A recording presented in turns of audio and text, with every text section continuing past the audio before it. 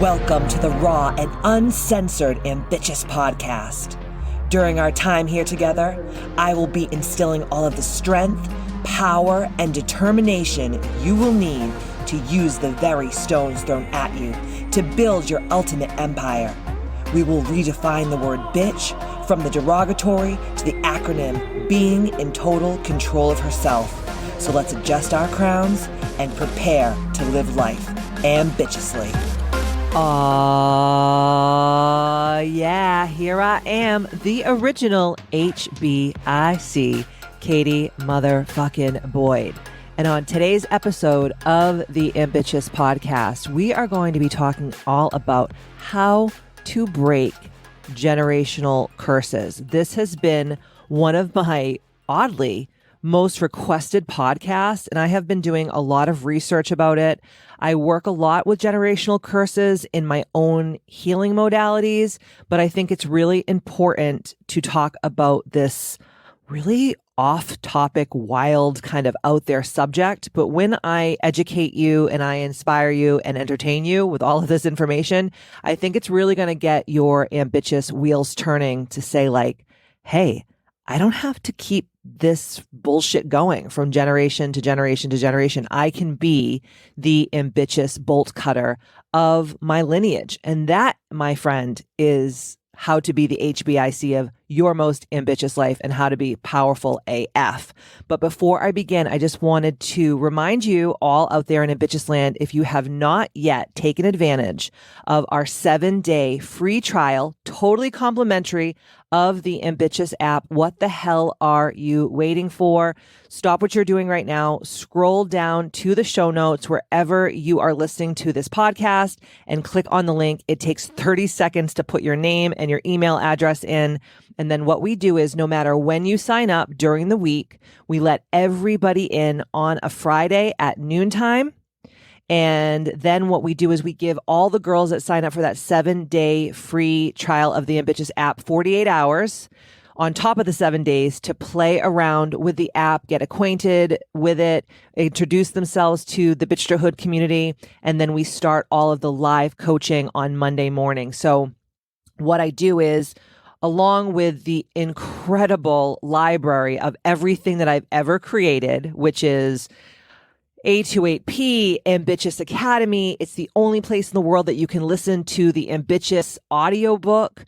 We have my 12-week business program and hundreds of videos between sound healing and breath work and meditation and yoga and workouts and shadow work and crystal education and meal plans and detox programs and recipes. And I will go on and on and on if you give me the platform to do so. And then, like I said, every day I live coach. So that's Monday through Friday. Monday, Wednesday, Thursday, Friday, I do live coaching. We speak on a very specific topic. I give you homework to do. We have really in-depth, incredible conversations. And then on Tuesdays, I do my infamous Tarot Tuesday, where I do a collective reading. And then I talk to each and every person who is live on that call about how it pertains to them. And then the people who can't make it live, no need to worry. We record all these videos and we put them up in the Ambitchious app. And then at the end of your 7-day trial, we invite you, if you're local or if you're in the New England area, or maybe you're traveling from out of town into like the Boston area, we finish up that 7-day free week with a goddess gathering at Katie Boyd's Misfit Club, which is yoga and breathwork and workout class and sound healing and meditations. And then we all go to lunch after. It's absolutely sublime. And all of that stuff that I just mentioned is offered to you in that 7-day free trial. So I give this, it's really kind of 11 days if you think about it, because I give you 2 days to learn how to use the app, 7 days of the free coaching, and then a couple days on the back end to figure out if you actually love it enough to purchase it. But what we do is at the end of the week, if you fall in love with it, you can purchase it for the free app price. And if you don't want to buy it at the moment, at least I planted the seeds and you are already well on your way to living your most ambitious life. I want to make sure that when women are there, they're there for the right reasons. All the women on that app, they're there to contribute and they're not there to contaminate. And I want to make sure that every woman that joins the Ambitchious app is there to have community and sisterhood and to better themselves and to truly take their lives to the next levels in whatever way, shape, and form that means. Just think of like the 6 life makers. Like, where does your life really need to go to the next level? Is it spiritual? Is it health and wellness? Is it your boundaries? Is it your relationships? Is it your environment? And is it your money mindset? Is it your financial stuff? Is it your business? I don't know what it is for you out there in Ambitchious land, but we cover each and every one of those topics ad nauseum. And my biggest promise is if you use the tools that I give you on the Ambitchious app, your life will be ambitious forever and ever. Amen. And so it is. So head on over to the link in the show notes and sign up for that 7-day free app.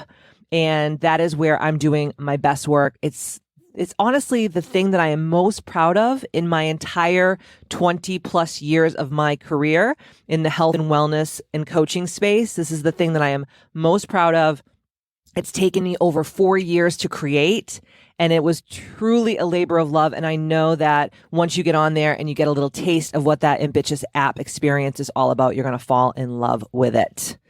Okay. So obviously, I don't have any sponsors on this podcast. So the only thing that I ask is to take advantage of these things that I give out for free, because I know that you're going to fall in love with it. I don't sell rubber underwear here. I'm not selling special mattresses and like, athletic greens and all this shit. I could do that. I have sponsors that come to me all the time and they want to give me thousands of dollars to talk about their product. But myself and the Ambitchious brand is the product. That's it. I will never have any outside people coming on here so I schlep their shit. It's truly Ambitchious itself is the product. And I would like for you to give it a little test drive and see if it feels good.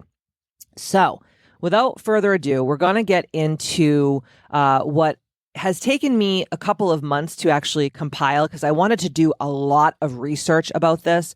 I talk a little bit about ancestral healing and breaking generational curses in my book, Ambitchious. If you have not purchased my book yet, just go to the link in the show notes, kbmfc.com, and just click on book, and you can get an autographed and beautiful, this book is gorgeous, and a signed copy. I'll write you a beautiful note inside. Like I said, you can also listen to the book audibly on my app. It's part of the app experience, and it's the only place that the Audible part of the book will ever be. So everyone always is like, I want to read your book, but I hate reading. I want to listen to it on Audible. We'll go over to the Ambitchious app and you can listen to it as part of your experience. So I do touch a lot upon, in one of the latter chapters of Ambitchious, the book, about, breaking these generational curses. But I really want to delve deep into what it truly is, why we have it, where are these old superstitious wives' tales, crazy, weird things that we say and do, and we have just like blindly, 3-dimensionally adopted these ideas, and then we just think it's like what we think, but it actually has nothing to do with what we believe and think. And then talking about how we can stop these patterns and stop these limiting self-beliefs, because a lot of times people will come to me for healing sessions and they're just like, I don't know why I have this addiction, or I don't know why I'm obsessed with this thing, or I have this fear. And nothing in their lives has really created any of those things. But then we go into past life regression in my healing sessions. We go through a lot of inner child healing, a lot of death meditation. We do a lot of really shamanic stuff in a lot of the healing sessions that I do. I'm offering healing sessions again, starting in September. So if you're interested in getting either an in-house or virtual healing session, I do both. Just DM me on Instagram, or you can email me at hello@kbmfc.com, or you can talk to me directly on the app if you're part of the app. But we go through all these things in these healing sessions, and then we come to find out that this has been a trauma that's been passed down from our grandmother and our great-grandmother and our great-great-grandmother, and so on and so forth, in perpetuity, forever and ever. Amen. And we think that we're crazy, but it has nothing to do with us. It's in our epigenetics. We're going to get a little nerdy today. It's in our epigenetics. It is stamped into our souls. It is part of our chakra system. We have actual metaphysical blocks from these generational, ancestral, limiting self-beliefs and curses and wives' tales and superstitions and suspicions and all those things, right? So we're really going to get to the nitty-gritty, and I want you guys to bear with me because I'm going to be bouncing all over the place, but everything is going to tie in with the next thing, and it's all going to make sense in the end. Okay, so let's start first off, easy peasy. What is an ancestral or a generational curse? Or we could also call it an ancestral or generational trauma. Okay, so a traumatic event, first things first, a traumatic event that happened as part of a past generation that is still heavily influencing and affecting the current generation. Okay, so let me say that again. A generational curse or an ancestral curse or some kind of ancestral or generational trauma is a traumatic event that happened as a past generational event that is still heavily affects the current generation. And this can also be a limiting belief, this ideology that you've adopted that really doesn't resonate or make sense whatsoever with the context of your own personal life that you've been living in this three-dimensional reality. It could be suspicions. It could be these weird feelings that come out of nowhere. You're just like, where the fuck is this coming from? Right? When you have those intrusive thoughts and you're like, why am I thinking of this? This is so weird. It could be old wives' tales, right? It could be old superstitions. And we're going to get into superstitions in a second. And this could also be about mirroring behaviors and ideas and verbiage and thoughts from past generations. And if you don't address spiritual and energetic components of these things that we're talking about today, then you will never become whole. And I'm not saying that to threaten you.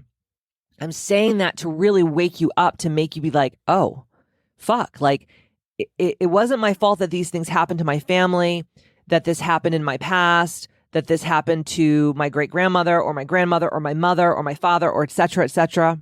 But it is, now that I'm conscious of it, it is my duty to heal it, right?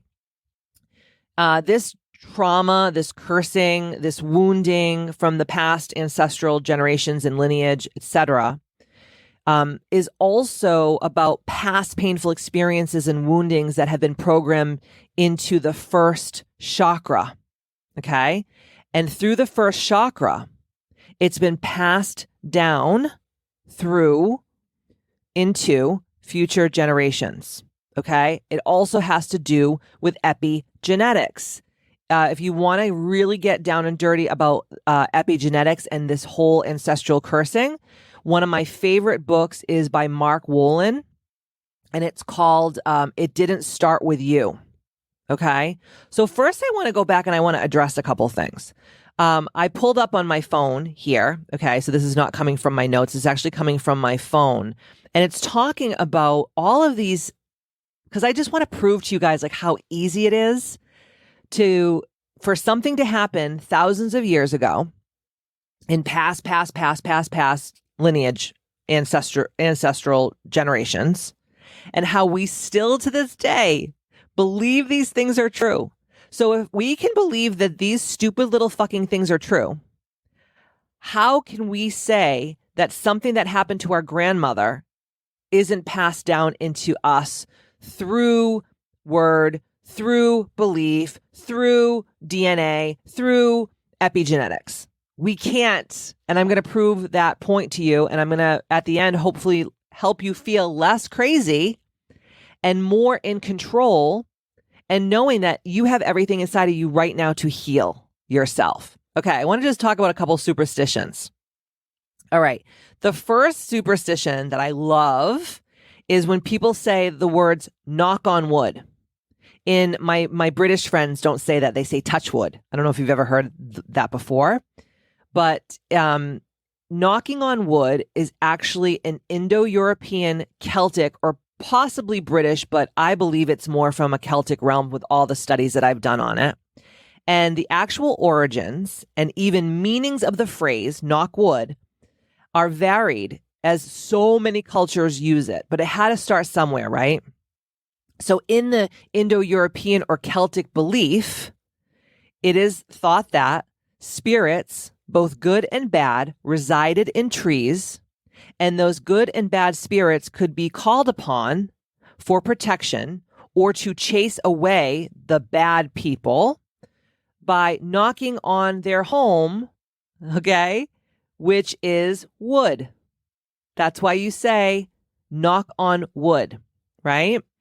Also, particularly Christians link the practice to the magical power of the wooden crucifix. Most likely among the different theories, historians have attributed the superstition to a 19th century British children's game called Tiggy Touchwood, in which young players claimed immunity from being tagged by touching the nearest piece of wood. And adults picked up on the habit and the phrase, the British still say, touch wood today, and the rest is history. So I don't know how many clients, and I've said it a million times in my life, where I'll say like, oh God, I hope so, knock on wood, or God, like that would be terrible, but knock on wood that it doesn't happen. So here we are, hundreds, even thousands of years later, because we really don't know how far back that this happened. But from what I have studied, it's a Druid pagan thing. So the pagans and the Druids who lived in the forest, they believed in all of these spirits and fairies and fae and all these different things. They would actually call upon these good and bad spirits that resided in the trees to help them with, casting spells. So here we are, like these Catholic people and these Christian people and Muslim people and Buddhist people and all this shit. And we're using pagan rituals and we don't even know why we're doing it. And then, I'm not even going to get into Christmas and Santa Claus and all that crazy shit because I would actually blow your pants off your body. But it's like we say these things and we don't even know why we're saying them. Okay. All right. This one I love. Throwing salt over your shoulder. I, to this day, still, like if I spill the salt, I will take it and I will throw it over my right shoulder. Or my left shoulder. I can't remember. I'm looking at myself in the video right now and I'm totally dyslexic. So listen to this one. Perhaps the next most common superstition, at least in the West, involves touching salt over one's shoulder. Like knocking on wood, this superstition also involves the idea of warding off evil. In this case, the devil himself. In Leonardo da Vinci's The Last Supper, Jesus' betrayer, Judas, is portrayed as having accidentally spilled salt.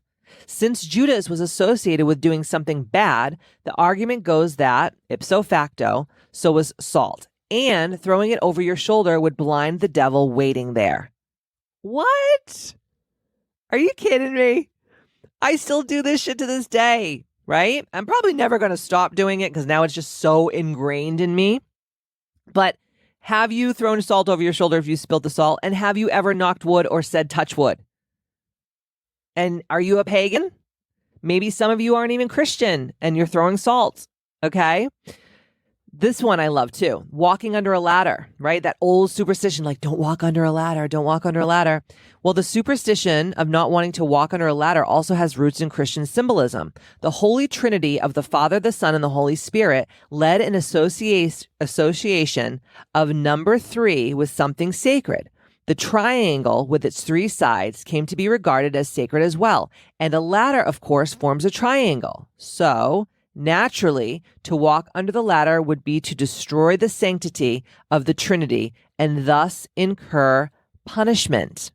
The ladder's resemblance to a gallows also didn't help matters, nor did the fact of the obvious danger of something falling from it. Finally, the Egyptians apparently thought that one might accidentally spot a god going up or down on a ladder and so avoided it. Must have made building all those tall pyramids difficult, which I'm reading this shit. I'm like, well, that's not how they built pyramids, but I'm not going to get all ancient aliens on your ass. This is another one, the broken mirror. How many times have you ever broke a mirror and you're like, fuck, I'm going to get 7 years bad luck, right? Well, the belief that a broken mirror brings bad luck most likely has its origins in the simple fact that reflections of ourselves are uncanny and often unnerving, particularly on a bad hair day, so humans have long had bad associations with them. Take, for example, the Greek myth of Narcissus and the idea that a crack in a mirror would somehow break its charm or trap one's soul. And it was the ancient Romans, however, who contributed the notion that a broken mirror would bring 7 years of bad luck, since it was believed that only poor health could cause a mirror to crack. Are you fucking kidding me? And the number 7 was seen by the Romans as the number of years required to complete a full life cycle of sickness and renewal. As a result, a broken mirror meant you were headed down towards a death spiral that might have taken 7 years to pull yourself up out of. But then, those same Romans felt you could prevent that horrible outcome by gathering the broken pieces of that mirror and burying them by the moonlight. So should we really trust them all about that bad luck stuff? Probably not. And it goes on to, and I won't bore you with all this, but remember that step on a crack and break your mother's back? I used to do that when I was a kid. Or lucky pennies, right? Or lucky horseshoe, or Friday the 13th, or, don't let a black cat cross your path, and fingers crossed. Ooh, let's see where fingers crossed comes from, because people do it all the time. So this superstition of crossing one's fingers, bringing the lucky finger crosser, good luck, comes from pre-Christian pagan times in Western Europe, when the practice of making a cross with your own and index finger of another person was thought to consecrate the forces of good spirits and to seal a pact or a wish with a fellow crosser. Oh, that's interesting. And over time, people realized they could simply bless their own fingers, and then later simply the index and the middle fingers of one hand, which was what we do today. So freaking interesting, right? There's a bunch of really cool different things here, and I'm not going to get too much, there's stuff about the evil eye. There's some weird stuff that I've never even, heard of. And these things come from all over the world, or itchy palms, I don't know if you remember, itchy palms say you're going to get money and all that kind of stuff. But anyways, so I know that out there in Ambitchious Land, you're listening to this and you're like, what the hell does this have to do with generational curses? What I'm trying to make you understand is me, myself, and all of you out there probably have done half the shit. And if we don't do it, we still think about it. If you broke a mirror, you'd probably be like, fuck. You may not say it out loud and you may not really, truly believe it, but that's the first place where your mind goes. So see how easy it is to pass down these beliefs, which are all very limiting. Because nothing really that we just talked about is oh yeah, that's so positive. It's kind of scary and limiting and kind of downtrodden, to think about some of these things. But I want you to understand how easy it is to get these things in your head. And how did I learn these things? Because my mother told me, or my grandmother told me. And how did they learn these things? Because their ancestry told them. So if you believe, in the evil eye, or you believe on crossing your fingers or touching wood or throwing salt over your shoulder or broken mirrors, you're damn fucking right. You're going to believe in, oh, my dad was an alcoholic, so I'm going to be an alcoholic. Or I just come from a really long line of fat people.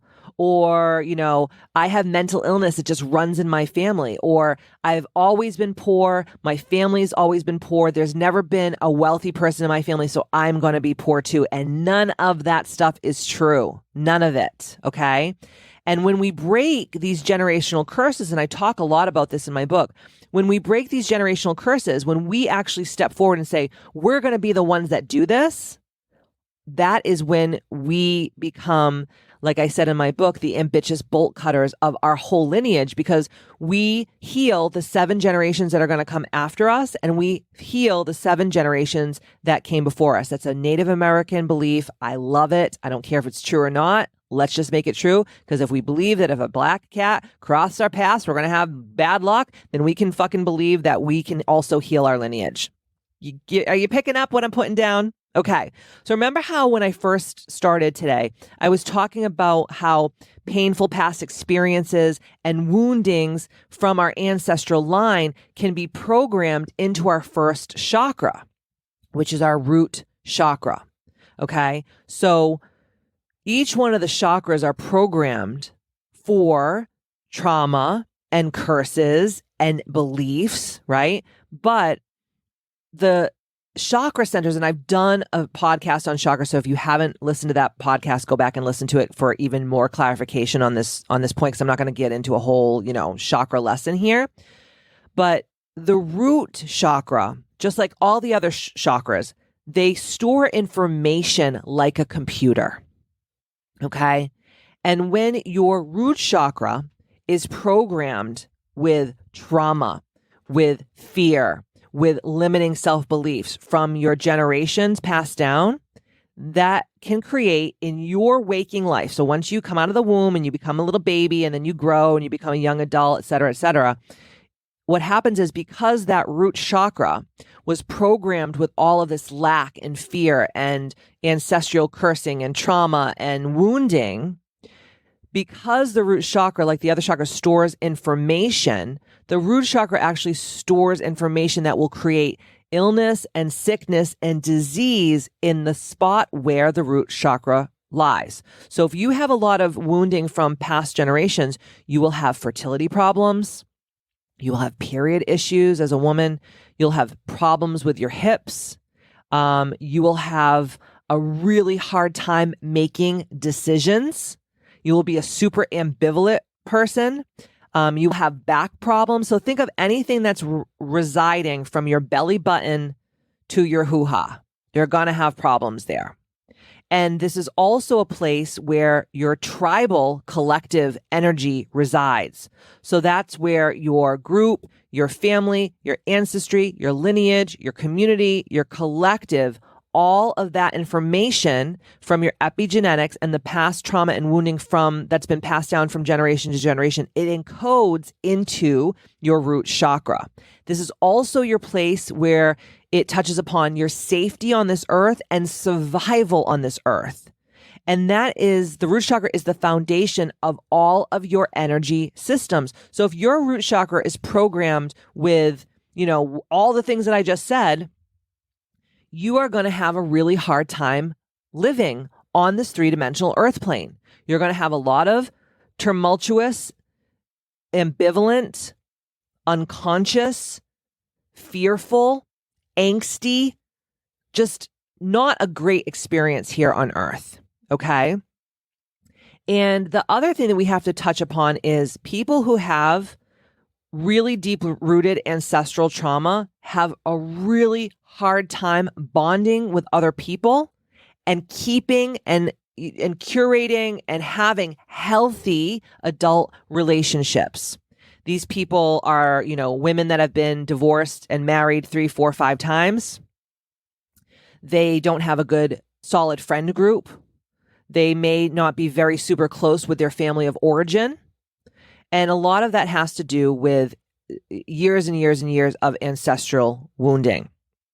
And this wounding that I'm talking about really affects you traumatically in 2 ways, mostly.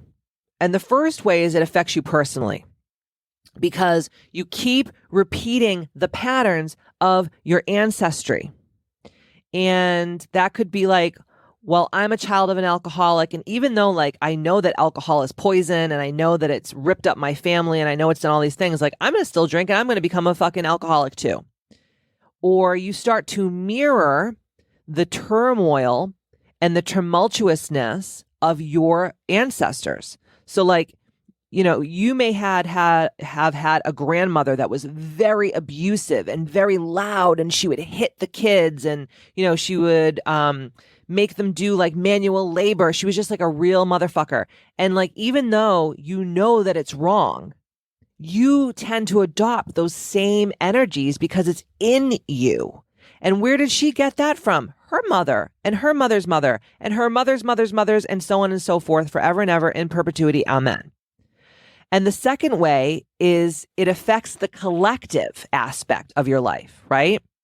So the energy that is collected and amplified when generations have the same trauma. So think of groups of people. I always go to, because I have so many Jewish friends, and I have a lot of Jewish friends that their grandmothers and their great grandmothers and grandfathers and stuff were in the Holocaust. And they never experienced the Holocaust, but they have this energy to them. And I'm going to get weird for a second, but and I'm not going to go steal all his shit, but Mark Wolynn, who wrote It Didn't Start With You, he talks about one of my favorite stories in the book, because he is a psychiatrist. I'm pretty sure he's a psychiatrist. And he had a woman that was coming into his office all the time, and she had her life. Her life was amazing. She had a beautiful husband, wonderful children.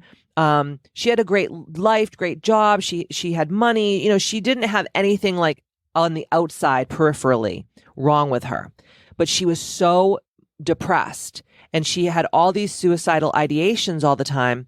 And it wasn't just like a normal, like, I don't want to be here anymore, this world is too hard kind of energy. She would come in and talk to Dr. Wolynn, and he would say, you know, I don't remember her name, but let's just say her name is June. Like, June, why do you feel this? Like, what, like, describe it to me. And she's like, I just don't want to live anymore. I want to incinerate myself.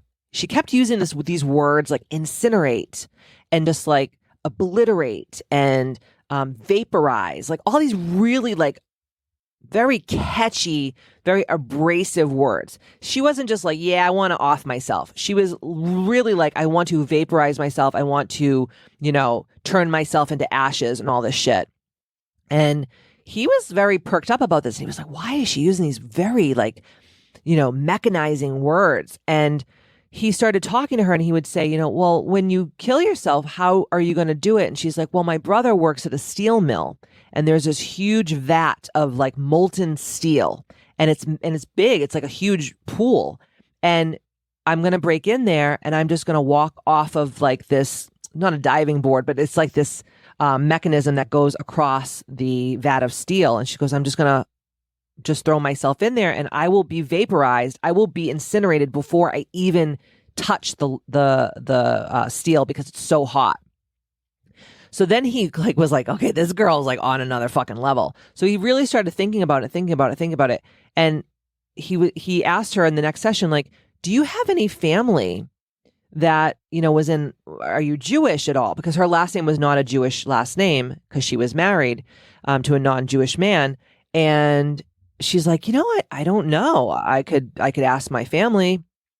And her great grandmother, this is the craziest story, this is all true. Her great grandmother was one of like 12 people from her family. So all her brothers and sisters, her mother and father, her grandparents. So one of 12 people that escaped the ovens in Auschwitz, which is one of the concentration camps that the Nazis used. So she had like this survivor, her great grandmother had this survivor guilt. And they've done studies where they can actually see in the DNA the broken strands where these atrocities have happened down in the ancestry. And it shows, and I'm not going to get too crazy, but it shows like low levels of dopamine, high levels of dopamine, high levels of serotonin, low levels of serotonin. And there's these like breaks and cracks in the genetic code where these atrocities kind of like stamped themselves into the DNA. And she didn't even know that her family was Jewish.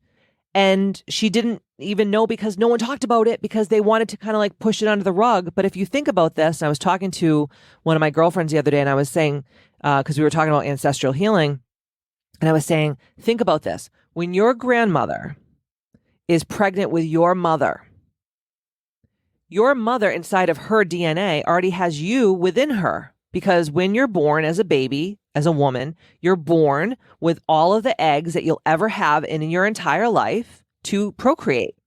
So somewhere in those ovaries is you, is your mother, or is your grandmother, right?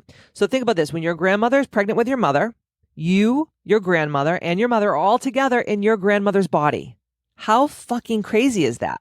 So think about your grandmother going through a traumatic event like 9/11 or the Holocaust or some kind of war or genocide. You're telling me that the stress, energy, and hormones, and I'm not even tapping into the spiritual realm. I'm totally speaking science right now. You're telling me that does not affect your whole entire lineage? You're telling me, and it's been proven time and time again. So a lot of the things that we have in our lives today are from our grandmothers, our mothers, especially the closest lineage to us. That's why if you're pregnant right now, ladies out there in Ambitchious land, you better make fucking sure that you are in a place of peace as much as possible, and that you are protecting your boundaries and you are protecting your energy and your experiences at all costs, because whatever is happening to you, whatever thoughts you're thinking, whatever feelings you're feeling, just like whatever food you're eating, whatever you're drinking, whatever you're taking into your body, whether it's through your skin or through your mouth or whatever, pills, is going into your child. So just like the physical stuff is going into your baby, the energy and the spirits and the vibrational frequencies are also going into your child. So protect yourself and protect your unborn baby, because our parents didn't know any better. So if I can help people get into a good place and during their pregnancy, God bless, right? The other thing too with the collective aspect of wounding is the collective aspect of wounding also scorches the earth. So it's not just, and I know this is kind of like a little side thing that I'm talking about, but it also scorches the earth. That's why there's this thing called astrocartography. I'm not an expert in it, but there's a lot of people who they talk about how because of where you were born, there's certain places on this earth that just feel so good to you. Like, have you ever gone on vacation and you're like, oh, I could live here, or I belong here, or you feel like I've lived here before, maybe in a past life. Or the same thing is like if you go to a place where there was war or famine or atrocities or genocide, you can feel it in the earth. You can feel it like just in the environment. It's like when you go to where the Twin Towers were in New York before 9/11. It's like even though they put up the Freedom Tower, it has this eerie feeling. Like I can't go, I get sick if I even go near there. Same thing with like Auschwitz or places where there was war.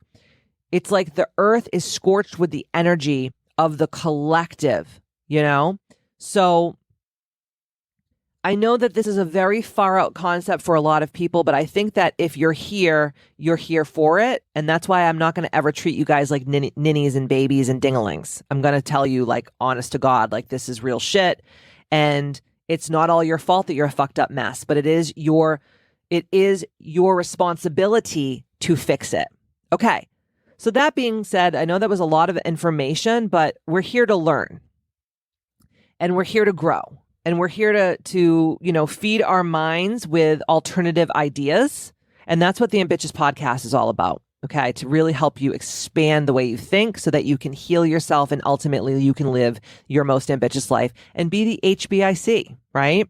So how do we spot ancestral trauma? You're going to spot it in a bunch of different ways. So you're going to spot it in repeating patterns, right? So you know how like, you ever see like those reels or those TikToks or like just even like funny things, like where people will be like, my mother would say this when I was a little kid and now I'm turning into my parents. Like there was a reel the other day I was watching. It was like this really funny couple. They're comedians. And it's like, they're looking out on the balcony of their home and they just had this beautiful rainfall, and the husband looks at the wife and is like, wow, we really needed that, And that's like something my mother would say, like, we really needed the rain. And then he stops and he's like, because he catches himself talking like his parents would talk, right? And just like you hear those repeating patterns, and obviously I'm trying to be funny, but there's repeating patterns that are not so funny. Right? So those repeating patterns could be addiction, like dating someone like your dad. Like you keep just dating and fucking the same fucking dudes over and over and over again. You're like, there's no good men in the world. I'm like, yeah, because you're fucking your dad over and over again because you've never healed that, right? Or you do things like that you said, when I have kids, I'll never do that to my child. And then you literally do the same thing to your kid. Like, you spank them or, you scream at the top of your lungs because like that's what your mother did and that's what your grandmother did and that's what her mother did and so on and so forth, right? So number one is repeating patterns. I don't know what they are for each individual person who's here on the Ambitchious Podcast listening today, but you know what I'm talking about. The second thing is you have a really hard time bonding with people and keeping friendships. And you're not very close to anyone. Like no one really gets too close to you. You have like this weird kind of bubble around you, but also you do trauma bond with people very easily. So if someone else has gone through what you've gone through in your life, like something similar, you love that person because it's like a mirror of yourself. And we tend to be a little narcissistic as humans, and we like our own shit. We like the smell of our own brand, right? So you have a hard time having healthy bonding relationships, but you have a really easy time trauma bonding. And that's a problem. It's not okay. The third thing is how to really spot this is this takes a little bit of work, is to bring awareness to your past generations. So this is like when you sit down with your mom and you're like, okay, tell me about my grandmother, or did you know your great grandmother? Or sit down with your grandmother and say like, what was your mother like? What was your grandmother like? What was your grandfather like? You know, what was your upbringing like? What was some traumatic experiences that you went through, right? Think about those things. Like it takes work, and it's hard because, you know, I've been having conversations with my own mom lately about this, because when I went to Portugal, it really sparked a lot of just information for me about like, why did my fucking grandparents from Portugal come to this country? Like what happened so bad in their lives that they were like, peace out, we're out of here. Or what were they told about America that was going to make their lives so amazing, right? I always think about those things. And my mom has told me a little bit of stuff, but she doesn't even know because they didn't talk about these things. And it's so frustrating. It makes me so angry, right? So trying to ask your aunts and uncles and people in your family that knew like your ancestry, or maybe you just come from a really dope ass family who has like their whole lineage written down in like books that look like something out of Hogwarts. I don't know. I don't have that. Even when I was writing my book about my grandmother in my last chapter, I had to ask like my great uncles and stuff like that, because a lot of her family is gone, and the people that are here are, you know, they're in nursing homes, they have dementia, or they're deaf as doornails. I hate to say it like that, but like, you know, it's difficult because I think you don't think of these things when you're in your like late teens and early 20s, when your grandparents are still alive, maybe if you're lucky, and you can have these conversations. You know, I mean, I know a lot about my Nana on my father's side, but I don't know everything, you know, and I wish that I was smart enough to ask her before she passed away. So awareness of the past, asking the questions, looking into your past, looking into your ancestry. Then the next one is looking into your childhood, which is a mirroring effect, right?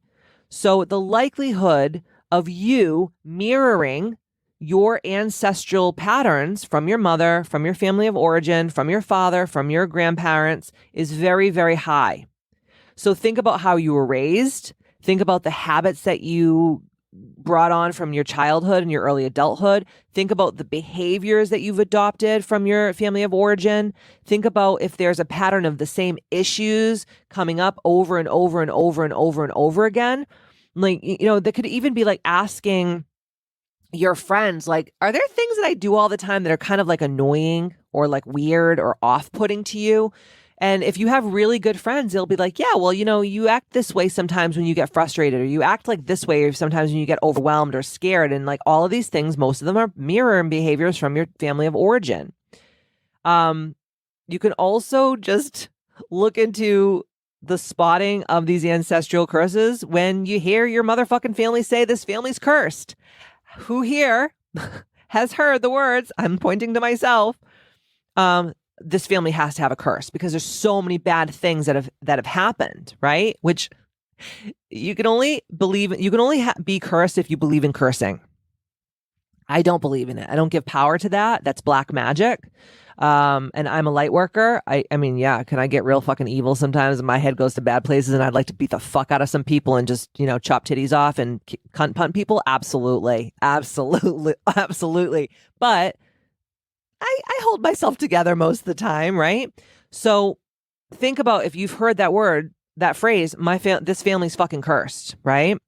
Look into mental health issues, like if schizophrenia is in your family of origin, or obsessive compulsive disorder or depression or anxiety or agoraphobia or there's so many different mental health issues, but think about those things. Look into irrational fears that you may have in your own life. Like I'll have people that are like, oh my God, I'm petrified of dogs. And I'll say, well, have you ever had a dog bite you or anything like, no. Well, where the fuck does that come from? Right? Or irrational fears can be of fire. Like my mom always blows candles out in my house. Like if I have a candle going, my mom will just fucking blow it out. And I'm like, what happened to the candle? She's like, I hate candles. I'm like, well, why? I don't know. I just don't like them, or I don't like things around my neck. Like I don't like super tight turtlenecks, or I don't like chokers or really tight necklaces and things like that. Well, probably because one of my ancestors were hanged during burning times or during an inquisition or whatever. Like you don't know, because we're not the royal family. I mean, I certainly am not. And I don't know my great, great, great, great, great, great, great, great grandfather or mother, So think of what irrational fears that you deal with and you've come up with. Think about things that comes up about unworthiness and not enoughness, because unless you were really abused as a child, a lot of these unworthiness and not enoughness feelings don't come from this three-dimensional plane. It comes from past generations. Suicidal ideations coming up and you're like, but I'm not a depressed person. What the fuck is wrong with me? Why am I thinking about these things? Could be from generational wounding, ancestral cursing, failure to launch and self-sabotage. That will come up a lot in people that have generational cursing. And the last one that you need to look out for and how to spot if you have these, generational curses is that why even try self-fulfilling prophecy energy? Like, who cares anyways? Like, what's even the point, And it's like, what else is there the point? Life is so fucking absurd that we're all on here spinning around on this fucking ball in the middle of nowhere.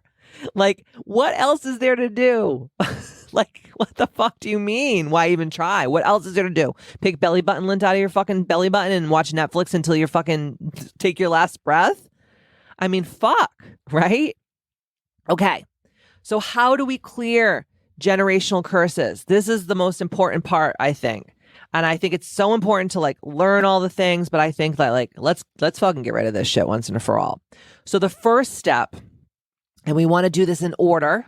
Okay. We want to do this in order, is we want to become very aware and conscious, have conscious awareness of the fact that you can heal this, that you can fix this, that you can be the ambitious bolt cutter of these ancestral curses. When you become consciously aware that you are like the Neo, if you will, in that movie, The Matrix, you're the chosen one, it will lose its power and it will lose its grip, not only on you, but your whole entire lineage, frontwards, backwards, sideways, left, right, below, above. Okay. That's number one. The next thing is to use a clearing or cord cutting ceremony. I was with my really good friend, Candice Marino, the other day. She's like, will you do a cord cutting on me? And I'm like, I'm going to do one on our next podcast. So you can burn it. So you can cord cut it. You can bury it. I don't give a shit what you do with it, but you gotta learn how to use the intention of cleaning and clearing and cutting. Okay. Transmuting the energy, right? Everyone here should also be doing inner child healing. If you've never done inner child healing before, inner child healing is in my book. It's also on the app in the Audible, and there's also videos on my app that are right there for you to do your inner child healing work. So you want to create a ceremonial space, a place where you can do this work, okay? And then you want to call upon your ancestors when you're doing this work, right? So when you call upon your ancestors, you're not calling upon like all the bad ones. You're not like if you were related to Hitler or Saddam Hussein or Attila the Hun or fucking Kublai Khan or some shit. You're not going to call those motherfuckers in, okay? You're going to call upon your ancestors who are of the most elevated, highest light and who are willing to help you clear this trauma. Okay. Then you can get some beautiful drums. I have the music on my app, or you can do some sound healing. Again, I have crystal tone bowls meditations on my app. You can light some candles. You can get some Palo Santo. You can use some lavender or different smells that you resonate with and align with. And then all you want to do is you want to set that tone. And you want to create that sacred ceremonial space for you to cord cut all of this stuff that is in you energetically that is not helping you be the highest, most ambitious version of yourself. So here's a little prayer that I like to use when I do this. So I lovingly call upon my ancestors who serve the highest light to help and aid in clearing any ancestral trauma, curses, superstitions, limiting self-beliefs, and anything else that is not for my highest, greatest good from both my mother's and my father's lineage in all directions throughout space and time. And so it is, and thank you in advance. Okay. And then what you want to do is after you say that prayer, you want to put your hands on your root chakra and you want to envision while closing your eyes the color red. So your root chakra is right under your belly button. So you just put both your hands in your root chakra as you're sitting in your ceremonial space and you just breathe and you can see the color red in your mind's eye. And then to finish, you stand. And this is what I do. You just stand up and you visualize light going into your mother and father's line. So in your mind's eye, you can see your mother and your father both standing there. And then you can just keep sending that light all throughout your lines, both on your mother's and your father's side. And you can keep saying that mantra, let this go into my mother and father's line. Let it clear, let it heal, let it remove all the limiting self-beliefs, the superstitions, everything I just said before. Just keep chanting that until you feel intuitively like that this is done. And then as you keep sending light and healing down the line,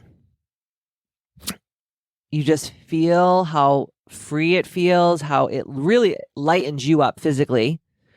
And then to close the ceremony, you can say in Jesus' name, you can say, and so it is done. And that's how you close the ceremony. Okay. Now, cord cutting meditation. This is a lot easier for someone who you physically know in your lineage. It could be your mother, your father, your grandmother, your great-grandmother, your great-grandfather, your grandfather, like someone who you actually know. It's really difficult to do cord cutting exercises with people that you don't know. Like you can't be like, my 37th grandmother, I'm cord cutting you. Like it's not going to happen. But you can do it with like your immediate lineage, like your mom, dad, grandfather, grandmother, great-grandfather, great-grandmother. And if you're really lucky, you may have a great-great-grandmother and grandfather, right? So if you know that those people had serious repercussions on the way that you're living your life and you want to cord cut them, you can. And it doesn't mean, and this is another thing, because people are like, well, isn't it mean? I'm like, no, it's not fucking mean. Like, first of all, fuck that. Like, this is about you. And they don't feel it. They're not like, oh my God, I think my rolling over in their grave, right? But it's for you. It's not for them. It's to heal you. It's not to heal them, right? And you can use a cord cutting exercise for an ex-husband, an ex-boyfriend, a friend that you maybe don't talk to anymore that hurt you, a coworker. You can use this cord cutting ceremony for anyone. But if you do use it for, ancestral healing, this is how you do it. So you're going to sit in a comfortable spot with your eyes closed. Again, if you want to do ceremony like I just spoke to you before about, you can totally do that as well. I'm a witchy bitch, so I love pomp and circumstance. And you just sit and close your eyes, and I like to go to a safe space. So I'm just going to walk you through this as if you were my client sitting in front of me right now. So you're going to close your eyes. You're going to go to a place. This place can be a place that is real here, three-dimensionally on this earth. It could be a beautiful beach or a peak of a mountain or this beautiful meadow that just has wildflowers and butterflies. It can be deep in the forest. It could be your childhood playroom. It could be the front yard of the home that you live in now. Just a place and time that makes you feel strong and powerful. It could also be a place that isn't real. It could be a make-believe place to another dimension, a fairy tale-like place on top of a cloud, on another planet, on a star. Wherever that place is, just go there in your mind's eye. And once you're there, I want you to ground your feet down into the ground there.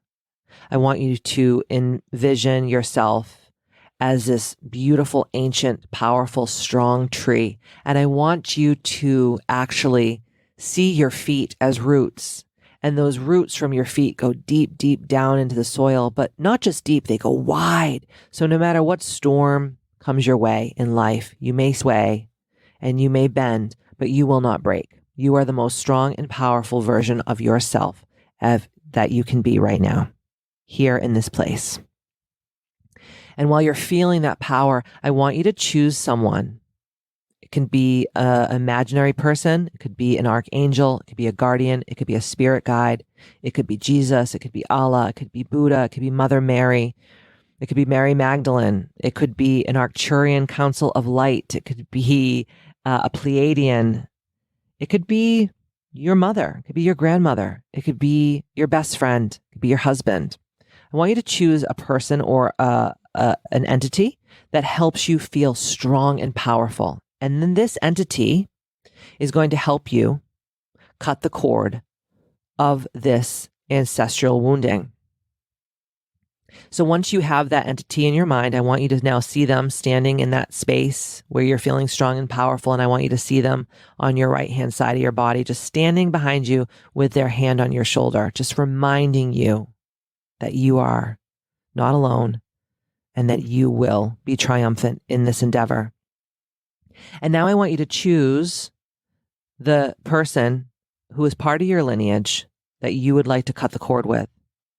And when you find that person, I want you to see them now standing about 6 feet in front of you in that place of strength and power. And now I want you to see a black cord, almost the shape and width and size and length of a garden hose. And that black cord is actually stuck right into your root chakra, right underneath your belly button. And it's also stuck into their root chakra. And you now realize that this cord is funneling precious life force energy from you into them. That's why you constantly feel defeated, depleted, not enough, and all the other things that you have adopted through this ancestral wounding. And that is keeping you from being the best, most ambitious version of yourself. And just feel what that feels like in this moment to know that that energy is being siphoned from your body. But it also is a beautiful thing because you know that you can fix it. So now I want you to ask that entity, the guardian, the loved one who is aiding in this cord cutting to help you cut that cord. And they nod to you and they agree. And from a pocket or a sheath, they pull out a huge sword or something to cut through that cord with. It could be a big, beautiful pair of scissors. It can be something that you use in the garden to chop through twigs and wood. Or it could just be a big, beautiful sword or knife. And I want you to say them with one foul swoop, cut through that cord. And I want you to see the cords both drop to the ground, but are still connected to both your root chakra and your ancestors' root chakra. And now I want you to see that cord fizzle up into your body and disappear into nothingness. And now I want you to see that cord fizzle up into your body and disappear into nothingness, into your ancestor. And I want you to look at your ancestor. And I want you to repeat this 3 times. I want you to say their names and say, "You have no power over me. Whatever power I gave you, I take it back." Take a deep breath. State their name once more. "You have no power over me. Whatever power I gave you, I take it back." Take a nice deep breath. State their names once more. Holy Trinity is the power of 3. State their names once more. "You have no power over me. Whatever power I gave you, I take it back." And now I want you to see your heart chakra. I want you to see it expand in your mind's eye. And I want you to choose your favorite flower. And this favorite flower can be any color or species or type of flower that you choose.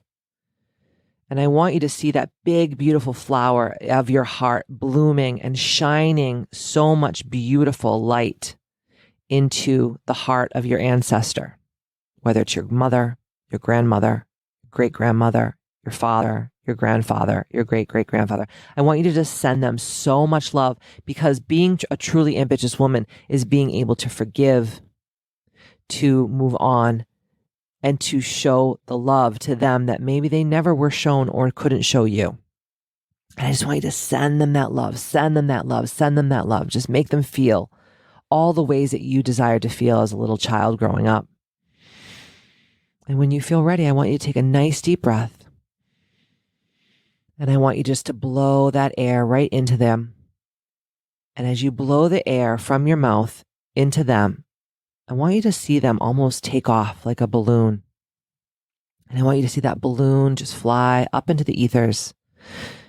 And I want you to see it fly so far away that it's just a little pin dot, and then it just disappears. And I want you to take a nice deep breath and let it out with a big sigh. Take another nice deep breath. One more sigh. Last deep breath. And let it out with a big sigh. And just feel the gratitude of being able to cut that cord and to rid yourself of any unwanted pressures and low vibrational frequency energy. And that's how you do a cord cutting meditation. And the third step, it's hard to come out of that, but we're going to do it. The third step is to balance your energy and balance your chakras, which really equals reprogramming new ideas and reprogramming new beliefs. And that is going to help you finish and solidify the healing. And if you desire to balance your chakras, we have a whole way to do that over on the Ambitchious app. Like I said, we've already done a podcast on chakras. So go ahead and educate yourself a little bit more about the chakra system and why that's important. But I think the biggest thing after you do all this work is delving into something where you're going to learn the tools that is going to empower you and keep you in this straight and narrow mindset.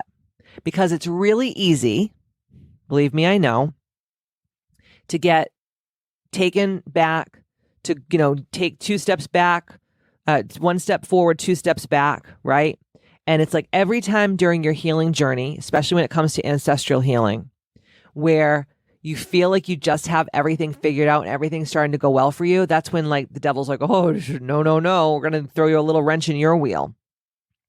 So whatever that means to you, but obviously because I have made this incredible app and everything that you need is on there to do this work, my biggest thing is, if you're already part of the Bitchterhood, get on over there and dive really deep into this ancestral healing and the shadow work and do your death meditation and do your inner child healing meditation and ask questions on the live coaching every day about how you can do more work towards this and learn about the chakra system. Maybe you hire a coach or a healer that will help you with this as well. Like I said, I'm opening my book soon to that. So if you're interested in that, just email me at hello@kbmfc.com so we can have a conversation about how I can help you. But I think if you really want to keep this work going and you want to keep yourself on point, you have to do the work every day. Like, I think a lot of people think when they're on a healing journey and they have a spiritual awakening that they're going to get to this like peak and then they're going to be like, oh, I'm healed. No. Healing is an ongoing thing. But I also want to remind you that you're not broken. You don't need to be put back together like a broken plate that fell on the floor. We're all fucked up. There is no way to not be fucked up if you're living in a three-dimensional reality that is a constant state of yin and yang, dark and light, good and bad, right? Love and fear. You're going to have problems. It's just how it is, okay? So stop thinking and looking at yourself as you're this broken headless Barbie doll that your kid took into the bathtub and cut all its fucking hair off and ripped his head off and ripped his legs off. You're not that. We're all fucked up. But it's the people who know that they're fucked up and are like, I'm just going to commit to doing this work and learning more about myself and installing new programming into my computer system and getting rid of the old traumas and letting go of the old limiting self-beliefs so that we can actually step into our power, because the kingdom of heaven is within us and God has given us everything that we need inside of us to be ambitious. So don't just listen to this podcast and be like, oh, my ancestral lineage is healed. No, it's not. It's an ongoing thing. Anything that has to do with healing is an ongoing thing. So I hope you enjoyed this podcast. I'm burping. It took me a lot of work to come up with all this information, and I did a lot of research because I wanted to make sure that what I'm saying to you is on point. And then I also like to use my own 2 cents of what I do with my own clients. And I just really hope to God that you listen to this and it resonates with you and you really start asking good questions and empowering questions and you really start doing the work. And if you are ready to do the work, I'm here for you. Like I said, scroll down to the show notes and follow the link and just fill out your name and your email address, and we will put you into that complimentary 7-day free app experience. And if you have any questions, I love a good email. Just email me at hello@kbmsc.com. Or if you're already on the app, you can just DM me right there. It's like having my cell phone number. And if you are on Instagram, you can DM me over there. But the real stuff is happening over on the Ambitchious app. So my final parting words is get out there and heal your lineage. Get rid of these curses and these woundings and these traumas once and for all so that you can be the HBIC of your most ambitious life. And in the meantime, if you love this podcast and you think it will inspire and help others around you, send it out. And if you do put it on Instagram, tag me. I love to see when people talk about the Ambitchious Podcast in their stories and on their feeds. It just makes my heart sing. And I appreciate you from the bottom of my little black heart. And in the meantime, don't forget to stay ambitious. And I will see you next Tuesday.